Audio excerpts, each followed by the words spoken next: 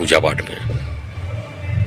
तो इस वीडियो को प्रारंभ करने से पहले ओम गणपतये नमः।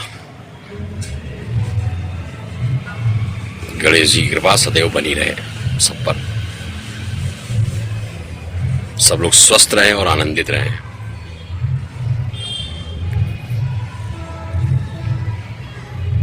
अब जो वीडियो का शीर्षक है कि मनोकामना चूहे के द्वारा ही पूरी होती है, गणेश जी को की गई। गणेश जी से आप मनोकामना कोई करते हैं तो चूहे के द्वारा कीजिए। जब आप लोग मूर्ति लेकर आइए तो उसमें देख लीजिए चूहा है कि नहीं है, और नहीं है तो एक चूहे की मूर्ति या चूहे का टॉय आप ला कर रखिए मूर्ति के पास। वैसे तो सभी की मूर्तियों में चूहा रहता ही है, सभी जो गणेश जी की मूर्तियां बनती हैं। तो चूहा, इस रहस्य को मैंने गणेश पुराण, मृदंग पुराण सब में खोजा कि चूहे का क्या महत्व है और चूहा ही मनोकामना पूर्ण करने में क्यों मदद करता है। चूहे और गणेश जी के बीच में एक संधि है। उस संधि के कारण गणेश जी मनोकामना जो है वो चूहे के द्वारा ही सुनते हैं। कभी आप सिद्धिविनायक या किसी गणेश जी के एक मंदिर में जाइए, बड़े मंदिर में, या किसी जहाँ पर चूहा भी रखा हुआ है, जैसे नंदी रखा रहता है, तो आप देखिएगा लोग चूहे के कान में अपनी मनोकामना कह रहे हैं, मन की बात है। तो गणेश जी से जो प्रार्थना करनी है वो चूहे के द्वारा कीजिए। वो एक संधि है, एक ट्रीटी है, एक कॉन्ट्रैक्ट है दोनों के बीच, गणेश जी और चूहा के बीच। तो इस क्या है, इसको समझने के लिए एक छोटी सी कहानी सुनिए। पहले तो ये समझ लीजिए गंधर्व कौन होते हैं। इस कहानी सुनने पहले, गंधर्व जो है वो देवता है। कुछ पौराणिक ग्रंथ उनको देवता और मनुष्य के बीच की कड़ी भी मानते हैं। तो वो मूलतः वो देवता हैं।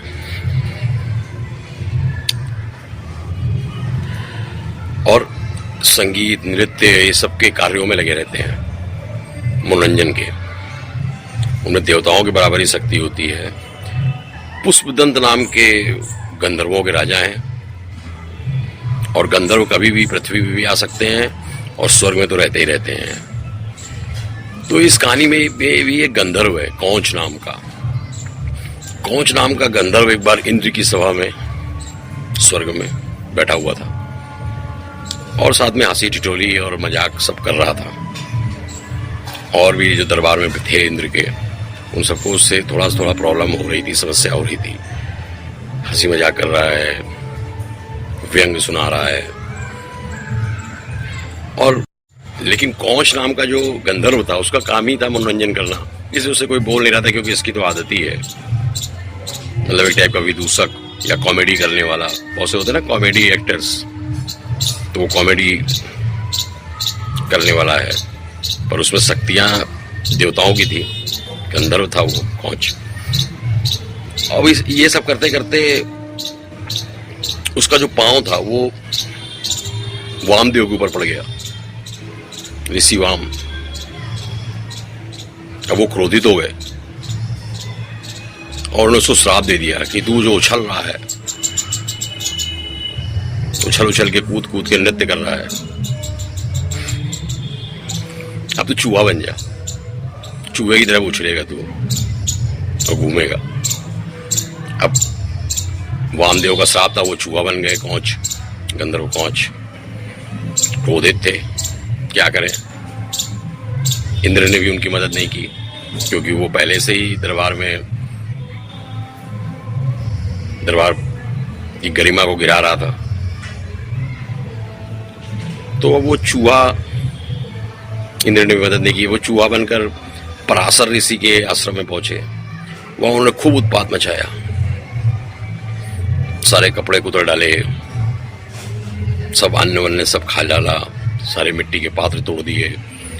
पराशर मुनि समझ गए कि ये आम चूहा नहीं है, ये तो गंधर्व कौच है, जो श्राप लगने के बाद उत्पात मचाने सबसे पहले मेरे आश्रम में आ गए। पराशरम ऋषि ने सोचा। अब उन्होंने गणेश जी की प्रार्थना की, अर्चना की। गणेश जी ने कहा अच्छा मैं देखता हूं इस। तो गणेश जी ने एक तरह का जाल या पास फेंका। गणेश जी ने जो पास और जाल फेंका तो कौच पाताल में छुप गया जाकर, गंधर्व कौच। तो वो पास जो है वो पाताल पहुंच गया और उसको पकड़ लिया उस जाल ने और पास ने। अब वो लेकर उसको गणेश जी के पास आया। गणेश जी ने कहा अच्छा गुरु कौच, अब तुम मेरे पास ही बंद रहो। अब चूंकि वो गणेश भगवान थे, गणेश जी थे, कौच सब जानता था, कोमल हृदय के हैं, शरीर भारी भरकम है लेकिन हृदय बहुत कोमल है। उसने पूजा अर्चना स्तुति पाठ गणेश जी का प्रारंभ कर दिया। गंधर्व था, उसने किया इससे गणेश जी मुझे मुक्त कर देंगे। तो गणेश जी तो प्रसन्न हो गए कि अब ये तो लगता है कि अब ये सुधर जाएगा। उन्होंने कहा कि भाई तुम मुझसे तुमको कुछ मांगना है। अब वो गंधर्व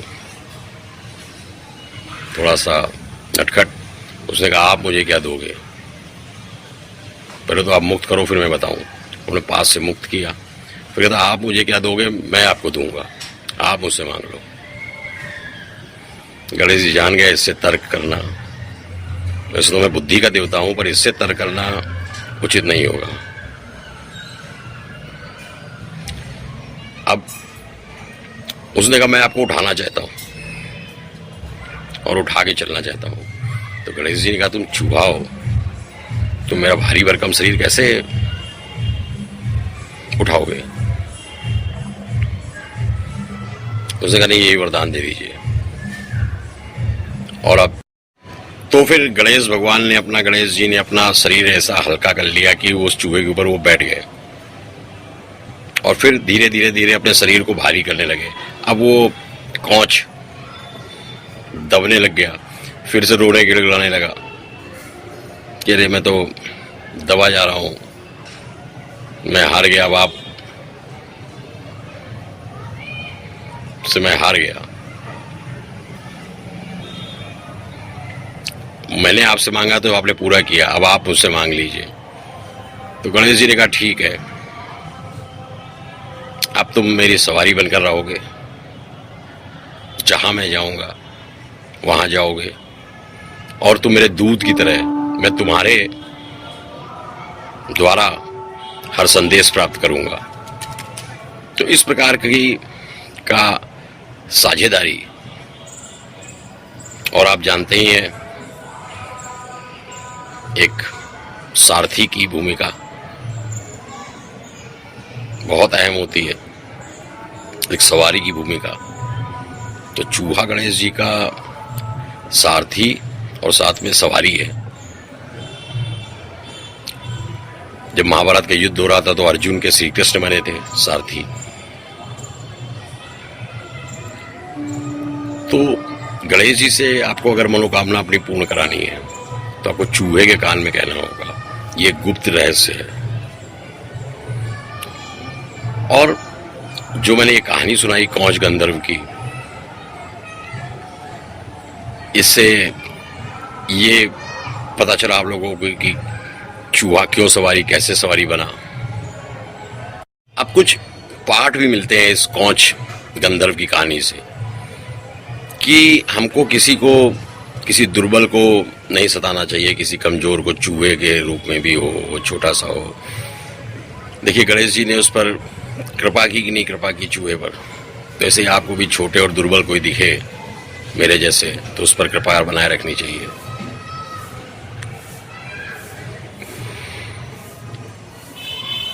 मुझ जैसे निर्बल, कमजोर या दुर्बल कोई दिखे तो उस पर अपनी कृपा बनाए रखिए। और ईश्वर की जो माया है उसको भी देखिए, इतने भारी भरकम गणेश जी को चूहा अपनी पीठ पर रखकर चलता है, मतलब ईश्वर किसी को भी कभी भी शक्तिशाली कर सकते हैं। तो ईश्वर की माया पर विश्वास रखिए। हरि अनंत, हरि कथा अनंता। इस प्रकार अब आपको अपनी मनोकामना इस गणेश महोत्सव के दौरान या उसके बाद में गणेश जी को पहुंचानी हो तो चूहे के कान में कहकर पूरी कीजिए। ये छोटा सा वीडियो। जय श्री श्याम।